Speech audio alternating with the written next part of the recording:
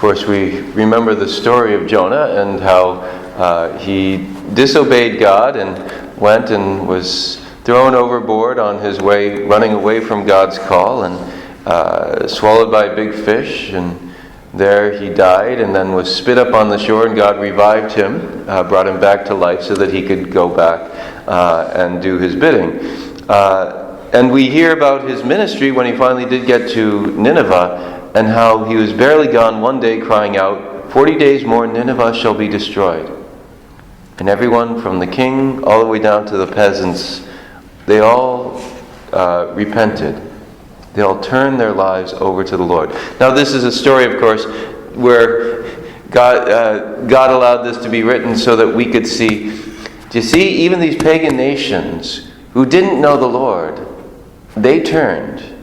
How much more we who know the Lord? And in fact, the whole thing is that Jonah sits back and he's watching and he's waiting for God to destroy Nineveh, and God doesn't. He's all upset that God didn't destroy Nineveh. He was not happy.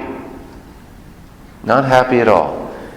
And the point is, do you see? Do you see? Your priorities are all wrong. You also must be converted. Not just these people you're going to. And, as I was praying this morning, the word that kept just ringing, I didn't get past the first line. It just kept ringing in my mind.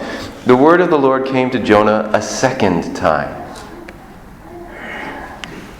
God gave Jonah a second chance. He was saying, I want you to repent. To turn away from your evil deeds, turning away from me, turning away from what I've asked you to do. And sometimes we think, well, I didn't do what God asked me to do. It's too late. But a lot of times He gives us another chance.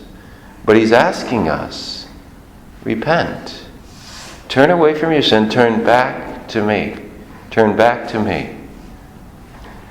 I think about a lot of times in my own life when I've looked and seen, how far I've fallen from the glory of God, how far I've fallen from what He's asked of my life. And I get down on myself, and there's shame, there's self-hatred, and all that stuff that goes on internally. And the Lord is just saying, look, I'm giving you another chance to love me. Yes, I want you to repent of this, to say you're sorry, okay, go to confession as needed, but He says, I don't want you to beat yourself up. That doesn't give me glory. I want you rather, in this moment, to love me. I want you in this moment to love me. The word of the Lord came to Jonah a second time. And He comes to us and says, okay, you failed. You're weak. You're human. You have concupiscence. But in this moment, right now, love me with your whole heart, mind, soul, and strength.